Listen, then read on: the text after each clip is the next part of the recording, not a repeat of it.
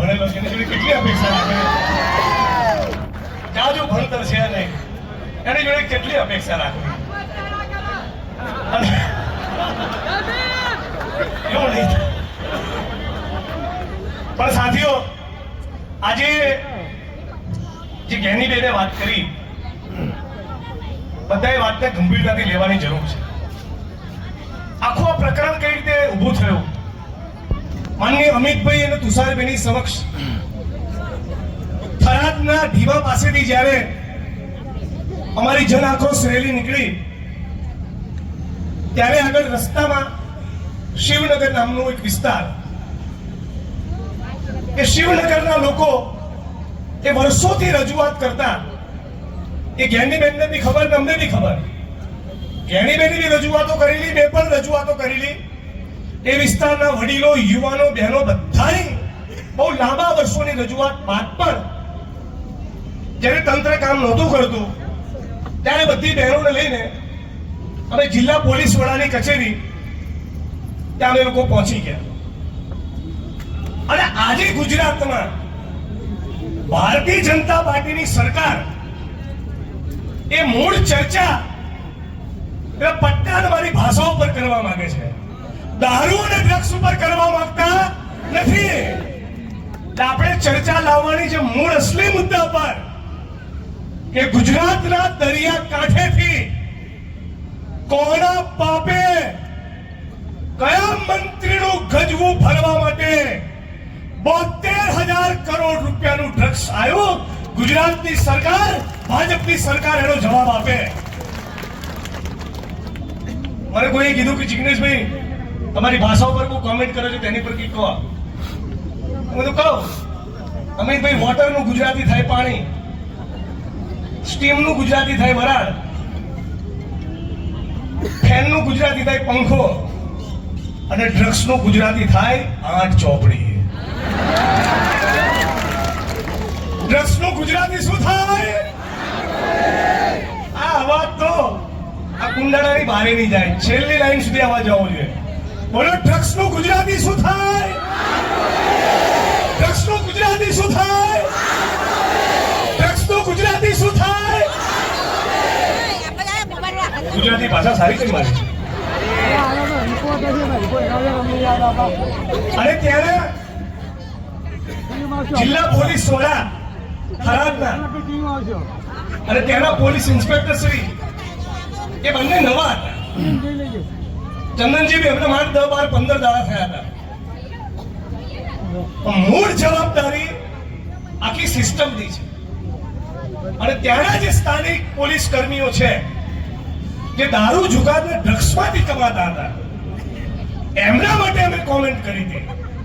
અને આજે પણ એક કોમેન્ટ ઉપર કાયમ છું કે ધારાસભ્ય હોય, સંસદ સભ્ય હોય, મંત્રી હોય, આઈએસ હોય, આઈપીએસ હોય, મીડિયા કર્મી હોય કે કોઈ પણ માણસ હોય, ખોટું કરે તેના પટ્ટા ઉતરી જવા જોઈએ. અને જે સામાન્ય પરિવારમાંથી આવતા પ્રમાણિક નિષ્ઠાવાન પોલીસ કર્મચારીઓ છે, એમની મહેનત, એમની સેવા અને એમની નિષ્ઠાને મારા વતન મહેસાણાની ધરતી પરથી હું સલામ કરું છું, વંદન કરું છું. અને જે માણસો ખોટા કામ નથી કરતા, એમને ડરવાની કોઈ ચિંતા હોતી નથી. જે માણસ ખોટા કામ નથી કરતા, જેમની નિયતમાં ખોટ નથી, સત્ય એમની પડખે આવીને ઊભું રહેતું હોય છે. એટલે તમને કહું કે ગઈકાલે માનનીય અમિતભાઈ, આસામની પોલીસે મારી ધરપકડ કરી અને અહીંથી પાલનપુર સર્કિટ હાઉસથી આસામ લઈ ગયા. અને ત્યાં એક મહિલા પોલીસ કર્મચારીને મારી જોડે બેસાડી, જે છેડતીનો કેસ કરેલો, ગઈકાલે આસામની હાઈકોર્ટે એ છેડતીની કલમ દૂર કરી નાખી. સમય લાગતો હોય છે, પણ સત્યમેવ જયતે.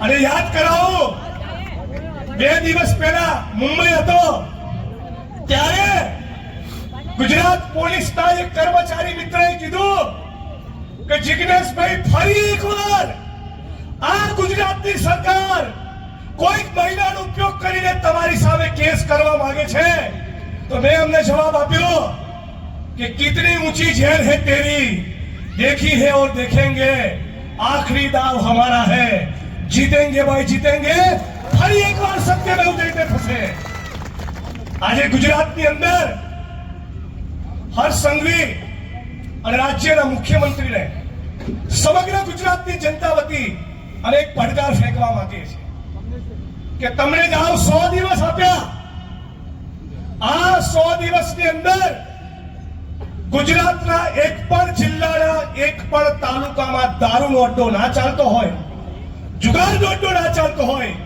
એક પણ કુટરખાનું ના ચાલતું હોય અને એક પણ જગ્યાએ ડ્રગ્સ ના મળે, આવું તમે ગુજરાત કરીને બતાવો. અમે તમને ચેલેન્જ આપીએ છીએ.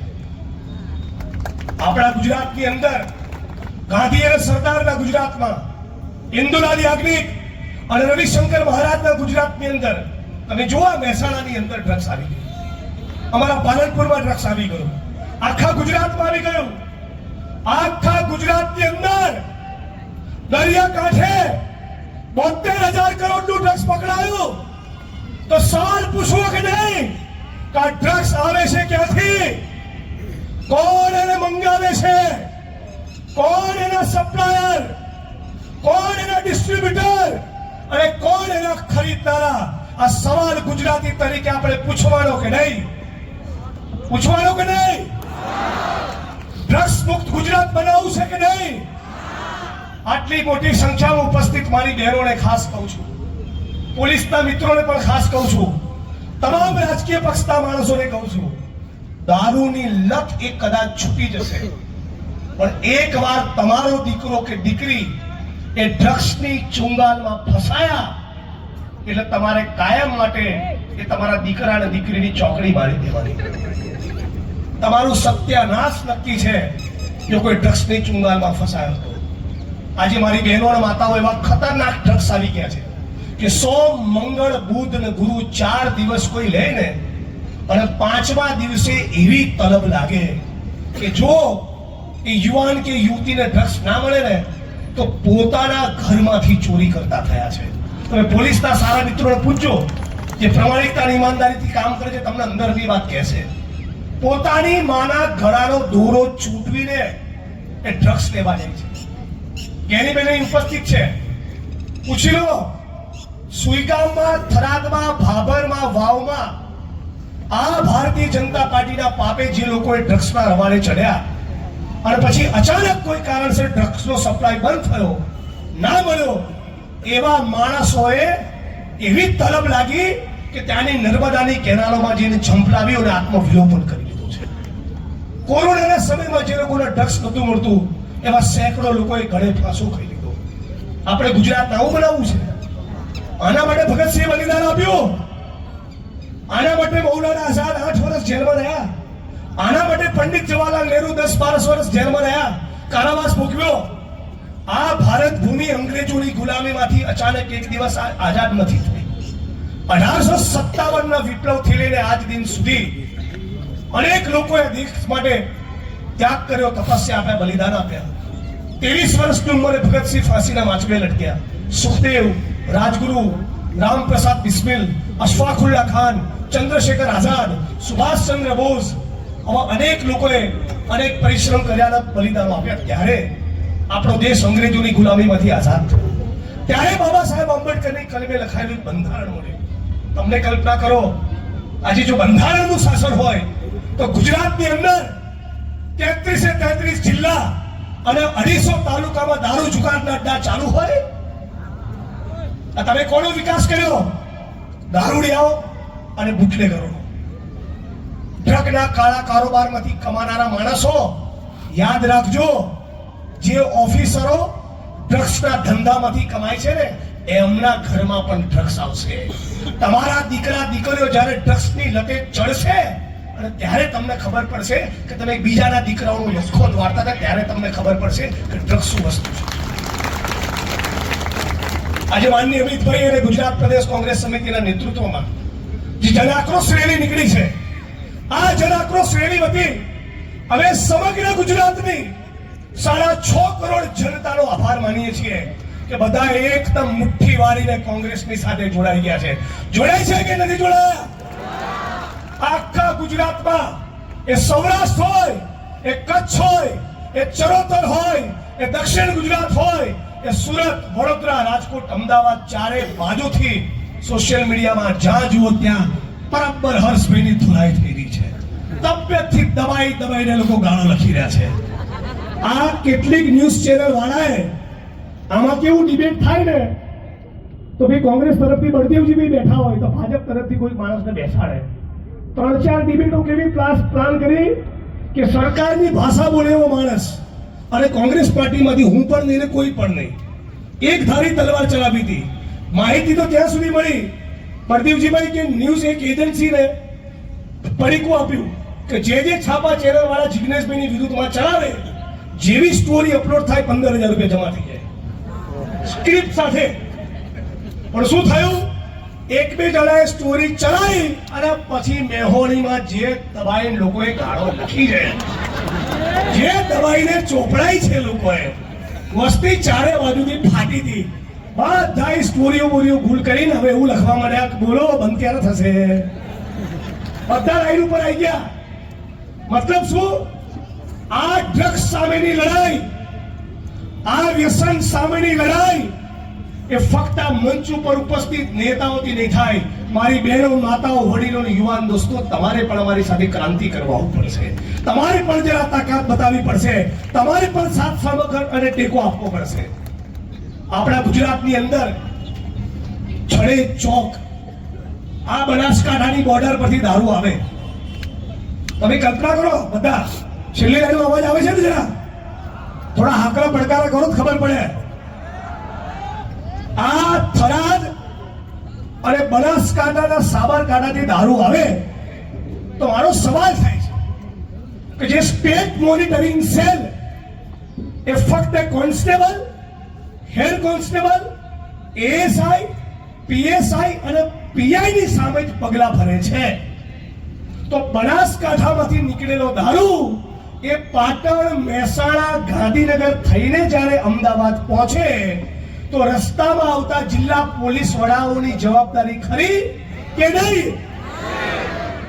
આ તો શું, બનાસકાંઠામાંથી દારૂ નીકળ્યો એટલે એક માણસ જ રિંગ મારી દે કે કહી દેજો ભાઈ લાઈનની ગાડી છે. વોટ્સઅપ ગ્રુપ ચાલે, પોલીસના અને બુટલેગરોના વોટ્સઅપ ગ્રુપ ચાલે. અને આખા ગુજરાતની અંદર જ્યારે પણ સસ્પેન્ડ કરવાની વાત આવે, ખાતાકીય તપાસની વાત આવે તો નાના કર્મચારીઓને ટાર્ગેટ બનાવવાના અને એસપી અને આઈજી ને કશું ના થાય. આવા પોલીસના નાના કર્મચારીઓની પડખે પણ અમે છીએ.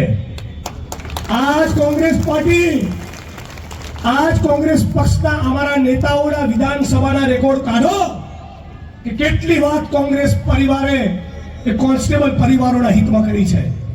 એનઆરડીના આંદોલનમાં કોંગ્રેસ પાર્ટીનો સાથ સહકારનો ટેકો, ગુજરાતના પોલીસ કર્મચારીઓનું યુનિયન બને એના માટે હું ધારાસભ્ય હતો ત્યારથી બોલતો આવ્યો છું.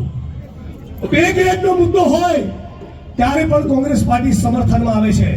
જ્યારે પણ ફિક્સ પગાર, આઉટસોર્સિંગ કોન્ટ્રાક્ટની નાબૂદીની વાત આવે ત્યારે પણ કોંગ્રેસ પાર્ટી આ પોલીસના નાના કર્મચારીઓના સપોર્ટમાં આવે છે. આ તો શું કર્યું?